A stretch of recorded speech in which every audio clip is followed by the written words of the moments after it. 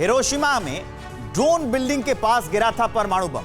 Hiroshima की इकलौती इमारत जो पूरी तरह से ध्वस्त नहीं हुई थी, सबसे विनाशकारी तबाही की याद दिलाता है गेनबाकू। यूनेस्को की वर्ल्ड हेरिटेज साइट में यह गेनबाकू शामिल है।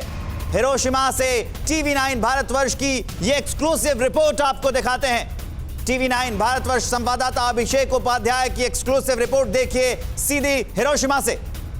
ये ए डोम है और ए डोम यानी कि जिसे कि जापान की भाषा में गेनबाकू डोम कहते हैं। गेनबाकू का अर्थ होता है जापानी भाषा में एटम बम। यही ए डोम है, इकलौता ए डोम।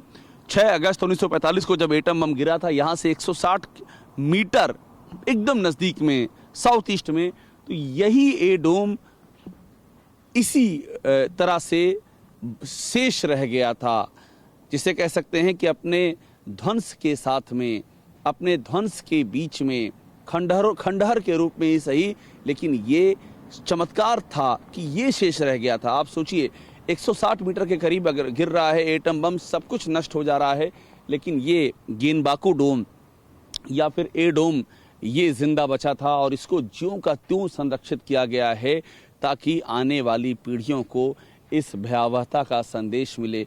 यूनेस्को ने इसको वर्ल्ड हेरिटेज साइट का दर्जा दिया है और यहाँ पर पूरी दुनिया से लाखों पर्यटक आते हैं सिर्फ उस दौर की तस्वीर से साक्षात करने के लिए, उस भयावहता का एहसास करने के लिए और इस बात का संकल्प करने के लिए कि दोबारा कभी ये तस्वीर ना आने पाए।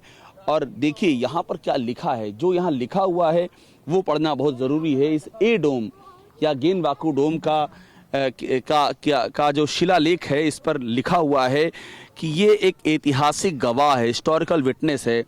और ये गवाह है जो कि पहला जो एटमी बम गिरा था मानव के इतिहास में, उसकी जो त्रासदी है उसको दिखाता है और साथ में एक संकल्प लेता है कि जो न्यूक्लियर हथियार हैं, एटमी हथियार हैं, उनको ख़त्म करना है, इस दुनिया में शांति लानी है।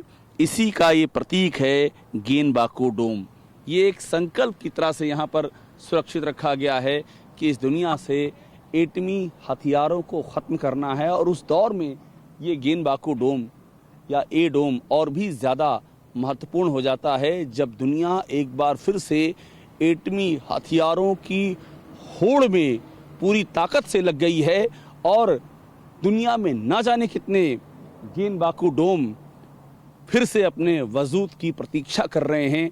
और कुछ वजूद बेहद ही भयावह होते हैं, कुछ वजूद मानवता की रूह कपा देते हैं। और इसीलिए इस गेनबाकू डोम का एक मकसद ये भी है कि फिर से इस दुनिया में दूसरा कोई गेनबाकू डोम न बनने पाए, ये पहला हो और यही आखिरी हो। कैमरामैन चंद्र शर्मा साथ अभिषेक उपाध्याय, टीवी9 भारतवर्ष, हिरोशिमा। परवाह देश की, सोमवार से शुक्रवार रात 10 बजे टीवी9 भारतवर्ष पर।